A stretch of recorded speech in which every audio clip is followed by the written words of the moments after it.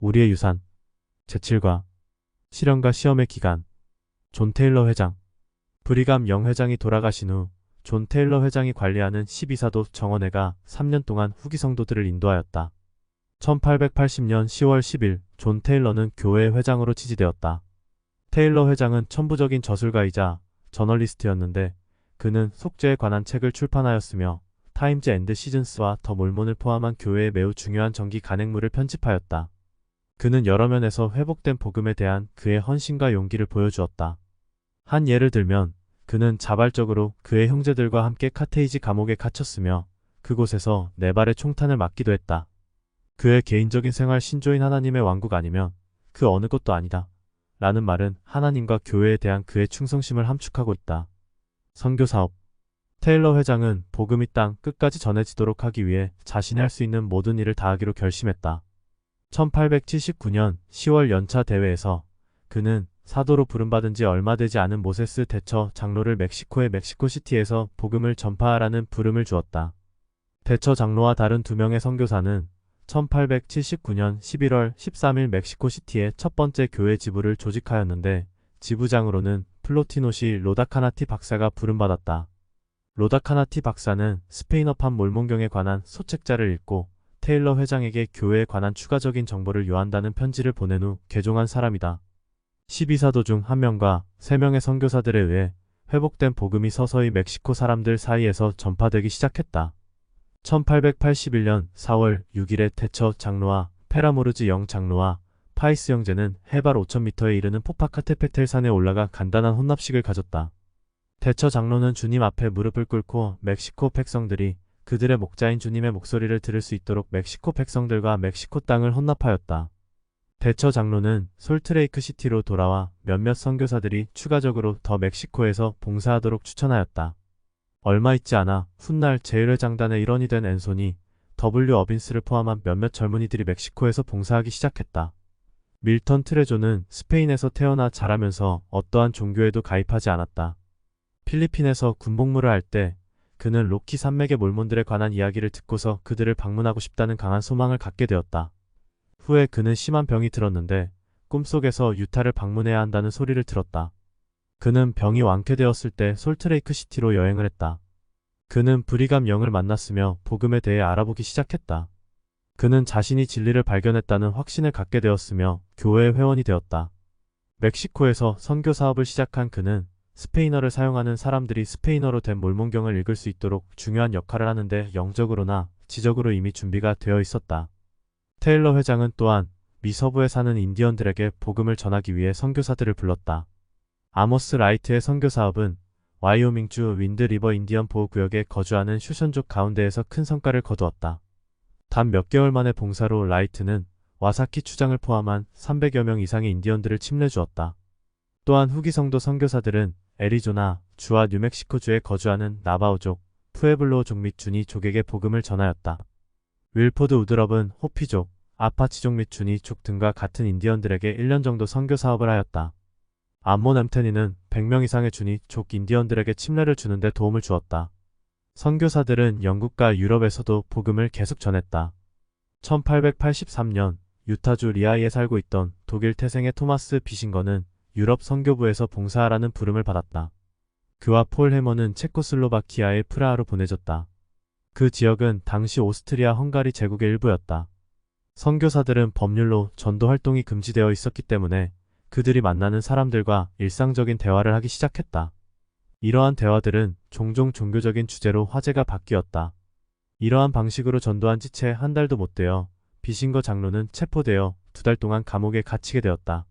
석방된 후 비신거 장로는 자신을 고발했던 안토닌 유스트를 침례주는 축복을 받았다.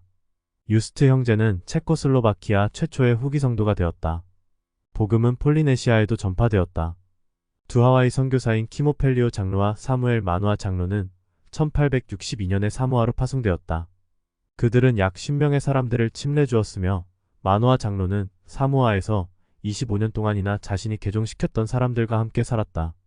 1887년 유타주 솔트레이크 시티의 조셉 HD는 사모아에서 선교사로 봉사하라는 부름을 받았다. 마누아 장로와 그의 충실한 아내는 딘 장로와 그의 아내 플로렌스 자매를 그들의 집으로 기쁘게 맞아들였는데 이는 만화 장로에게 있어서 실로 20년 만에 사모와 지역 외의 교회 회원을 만나게 된 특별한 일이었다. 딘 장로는 얼마 있지 않아 14명을 침례주어 교회로 인도하였으며 약 한 달 뒤에는 사모아 말로 첫 설교를 하였다. 그리하여 선교 사업은 그 섬에서 다시 한번 활기를 띠기 시작했다. 1866년으로 접어들면서 하와이 정부 관리들은 나병의 확산을 방지하기 위하여 나병에 걸린 환자들을 몰로카이 섬의 카라우파파 반도로 격리시켰다. 후기 성도였던 조나단과 키티 나펠라는 1873년에 그곳으로 추방당했다. 키티 자매만 병에 걸렸으나 솔트레이크 엔다우먼트 하우스에서 부부로 임봉된 조나단은 키티 자매 혼자 그곳에 내버려 둘 수 없었던 것이다. 후에 조나단도 병에 걸렸으며 9년 후 그의 친한 친구가 그를 방문했을 때는 그의 예전의 모습을 거의 찾아보기 힘들 정도로 변해 있었다. 얼마 동안 그는 1900년까지 200여 명 이상이던 반도의 성도들을 관리했다. 교회의 지도자들은 이러한 심한 병으로 고생하던 충실한 성도들을 잊지 않았으며 그들의 영적인 필요사항을 돌보기 위해 자주 그 지부를 방문하였다. 50년절 연차 대회 1880년 4월 6일 교회 회원들은 교회 창립 50주년을 기념했다. 그들은 고대 이스라엘 사람들이 매 50년마다를 50년 제절라고 이름 붙였던 것처럼 그 행사를 50년절이라고 불렀다. 테일러 회장은 생활이 궁핍한 회원들이 교회의 짐 빚을 모두 면제해 주었다. 교회는 또한 도움을 필요로 하는 극빈자들 사에게 300마리의 소와 2000마리의 양들을 나누어 주었다. 교회의 상호부조의 자매들도 도움을 필요로 하는 가난한 사람들에게 35,000부셀 곡식 따위의 계량 단위 8갤런, 36리터 역자주의 휘트밀을 나누어 주었다. 테일러 회장은 또한 교회 회원들에게 특히 대공황기 중에 진 개인적인 빚을 면제해 주도록 강조했다. 지금은 50년절의 기간입니다. 오라고 테일러 회장은 선언했다. 후기 성도들 사이에는 용서의 정신과 기쁨이 가득했다. 1880년 4월 50주년 기념 연차 대회의 마지막 날은 매우 감동적이었다. 12사도 중 11명이 대회 기간 동안 간증했다. 12사도 정원회 초대 회원 중 한 사람이었던 올슨 프렛은 교회 회원 모두가 뉴욕 주 페이에트의 피터 휘트머 1세의 집에 모였던 이야기를 했다. 그는 후기 성도들의 시련과 집합, 박해와 고통에 대해 회상했고 이렇게 많은 사람들과 아직도 함께하고 있는 사실에 감사드린다고 말했다. 그런 다음 그는 주 하나님께서 지난 50년 동안 행하셨던 위대한 사업 6에 관하여 간증했다. 프렛 장로는 몇 개월 후에 세상을 떠났으며 다른 충실한 후기 성도들처럼 끝까지 견딘 것에 대해 기쁨을 느꼈다. 50주년 기념 행사가 있기 2년 전, 존 테일러 회장은 어린이들에게 종교를 가르칠 조직을 설립하도록 지시하였다. 첫 번째 초등협회 모임이 유타주 솔트레이크 시티에서 북쪽으로 15마일 떨어진 파밍턴에서 시작되었다. 1880년대 중반까지 거의 모든 후기 성도 정착지의 초등협회가 조직되었다. 초등협회는 전 세계의 수백만 어린이들이 속해 있는 조직으로 성장해 오고 있으며 어린이들은 초등협회에서 매주 복음의 가르침과 음악과 교제를 통해서 축복받고 있다. 계속되는 박해 1830년대 초에 성경을 번역하는 동안 선지자 조셉 스미스는 아브라함, 야곱, 다윗 그리고 구약의 다른 지도자들이 한 명 이상의 철을 둔 사실에 대해 깊이 생각하기 시작했다. 선지자는 이에 대해 이해력을 주시도록 기도드렸으며 특정한 때에 어떤 구체적인 목적을 가지고 하늘의 율법에 따라 하나님께서 복수 결혼을 허용하시고 지시하셨음을 알게 되었다. 조셉 스미스는 또한 하나님의 승인에 따라 곧 신권의 권능에 의해 선택된 후기 성도들이 한 명 이상의 처와 결혼하게 될 것임을 알게 되었다. 몇몇 후기 성도들이 나부에서 폭스 결혼을 시작했으나 이 교리와 그 시행에 대해서는 1852년 8월에 솔트레이크 시티에서 공식적으로 공표되었다. 그 대회에서 브리감 영회장의 지시를 받은 올슨 프렛 장로는 한 남자가 한 명 이상의 처를 갖는 것을 실시하는 것은 주님의 만유에 대한 회복의 일부 사도행전 3장 19에서 21절 첨조라고 발표하였다. 미국의 많은 종교 및 정치 지도자들은 유타주에 살고 있는 후기 성도들이 부도덕하고 반기독교적이라고 여기는 폭스 결혼 체제를 장려한다는 것을 알고 몹시 분개하였다. 교회와 회원에 대한 정치적 박해가 대대적으로 시작되었다. 미 의회는 후기 성도들의 자유를 구속하고 교회에 재정적으로 타격을 주는 법률안을 통과시켰다. 이 법률안에 따라 결과적으로 관리들은 한 명 이상의 처를 둔 남자들을 체포하고 감옥에 가두었으며 그들에게서 투표권과 가정에서의 사생활 보장권 및 기타 시민으로서 누릴 수 있는 권리를 박탈하였다. 수백 명의 충실한 후기 성도들과 몇몇 여성들이 유타, 애리조나, 네브라스카, 미시간 그리고 사우스 다코타주에 있는 감옥에 갇히게 되었다. 복음을 전하라는 부름을 받아들인 많은 회원들에게도 박해가 심해졌는데 특히 미국 남부 지역이 심했다. 예를 들면 1878년 7월에 조셉 스탠딩 장로는 조지아주 롬 근처에서 복음을 전하던 중 무참하게 살해당했다.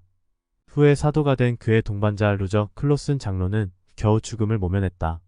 솔트레이크 시티에 사는 성도들은 스탠딩 장로의 살해 소식에 매우 비통해했으며 수천 명이 솔트레이크의 태버네클에서 거행된 그의 장례식에 참석했다.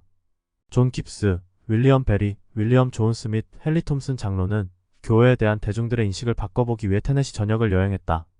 1884년 8월 어느 일요일 아침 그들은 테네시주 케인 크릭 근처에 있는 제임스 콘도의 집에서 휴식하고 있었다.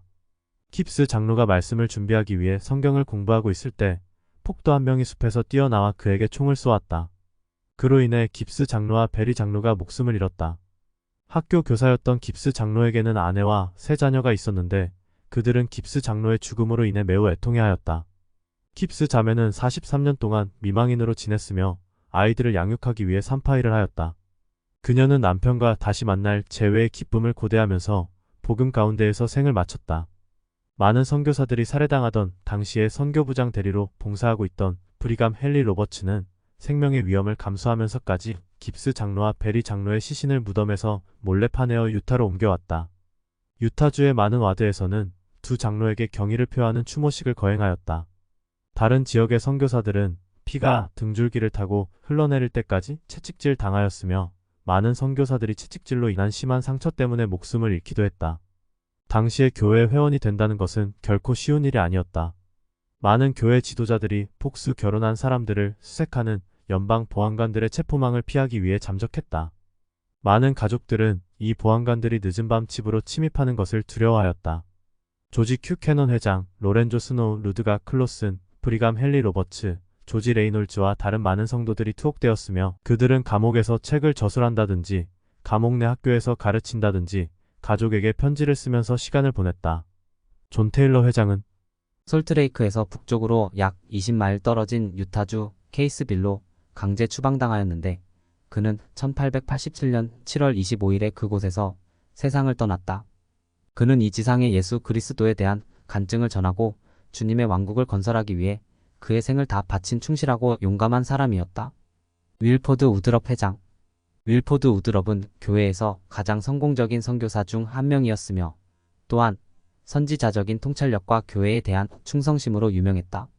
그는 상세하게 일지를 기록했는데 거기에는 초기 교회 역사에 대한 많은 내용이 들어있다. 그는 존 테일러 회장이 별세했을 때 12사도 정원회 회장으로 봉사하고 있었으며 약 2년 후에 교회 회장으로 취직받았다. 그가 교회를 인도하는 동안 후기 성도에 대한 정치적인 박해의 정도가 심해졌으나 교회는 더욱 발전해 나갔다. 성전이 유타주의 세인트 조지, 로간 및 맨타이에서 운영되었으며 솔트레이크 성전도 거의 완공 단계에 이르렀다. 이러한 주님의 집을 통해 수천 명의 성도들이 자신의 엔다우먼트를 받을 수 있었으며 그들의 돌아가신 조상을 위해 대리의식을 행할 수 있었다. 우드럽 회장은 평생 동안 가족 역사 사업에 관심을 보였다. 그는 성도들에게 그들의 조상을 위해 성전에서 많은 의식을 행할 수 있도록 권고하였다. 다음의 이야기는 성도들이 돌아가신 분들을 위해 행하고 있었던 사업의 중요성에 대해 강조하고 있다. 1884년 5월 로간 제이와드의 헨리 벨라드 감독은 그의 집에서 성전 추천서에 서명을 하고 있었다. 벨라드 감독의 딸이 친구들과 함께 집 근처에서 노는 중에 두 노신사가 다가오는 것을 보았다. 그들은 그 소녀를 부르더니 신문을 한 장 건네주며 그것을 아버지께 갖다 드리라고 말했다. 그 소녀는 그들이 부탁한 대로 그 신문을 아버지에게 전했다. 벨라드 감독은 그 신문이 영국에서 발행된 뉴베리 위클리 뉴스라는 것을 알게 되었는데 거기에는 많은 계보에 대한 정보와 함께 그와 그의 아버지의 친인척들에 대한 명단이 60여 개 이상 실려 있었다. 이 신문은 1884년 5월 15일자였는데 발간된 지 겨우 3일 만에 그에게 전해진 것이었다. 항공수단이 있기 오래전의 일이기 때문에 우편물이 영국에서 미국 서부로 전달되기까지는 몇 주가 걸리던 때였다. 이것은 참으로 기적이 아닐 수 없었다.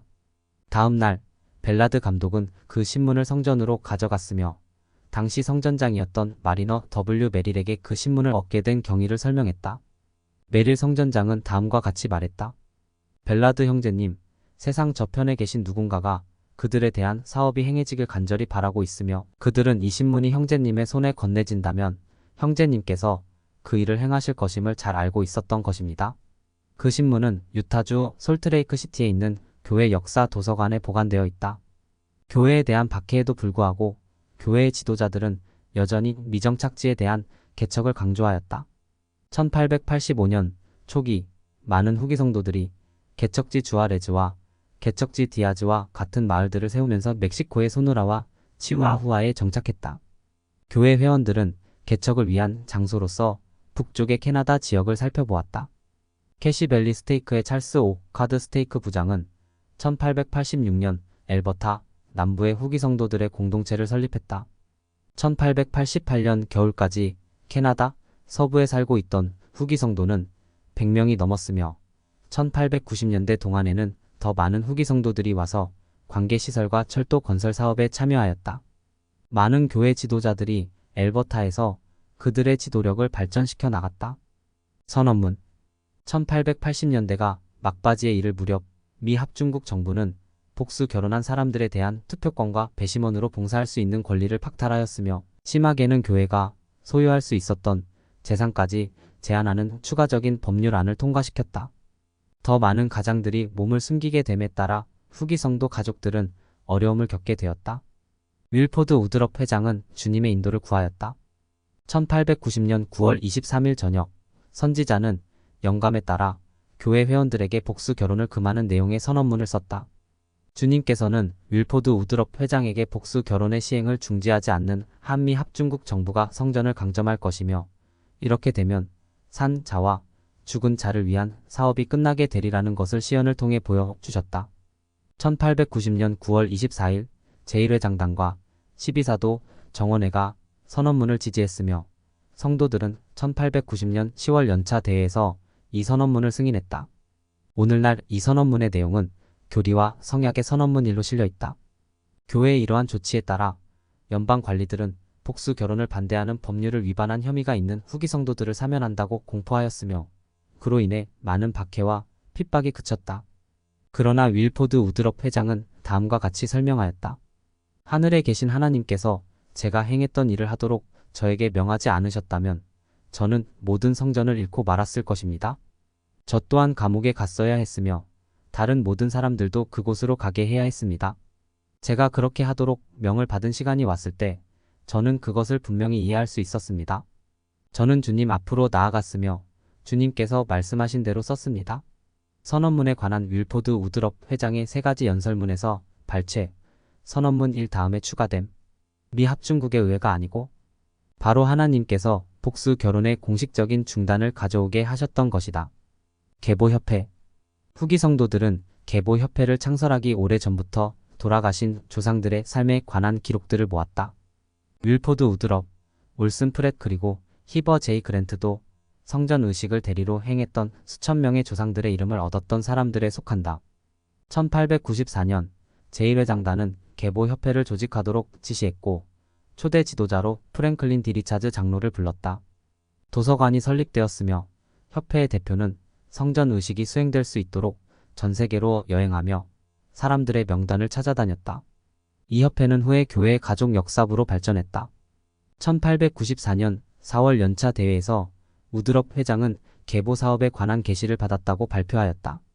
그는 하나님께서 후기 성도들이 다음과 같이 행하기를 바라신다고 말했다. 하나님께서는 성도들이 할 수 있는 한 최선을 다해 자신의 계보를 찾아서 자신의 아버지와 어머니에게 임봉되기를 바라셨습니다.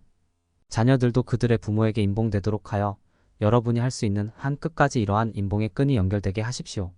이것이 하나님께서 그분의 백성들에게 바라시는 것입니다. 그리고 저는 여러분이 그것에 대해 생각해 볼 때 그것이 진실함을 알게 될 것이라고 생각합니다.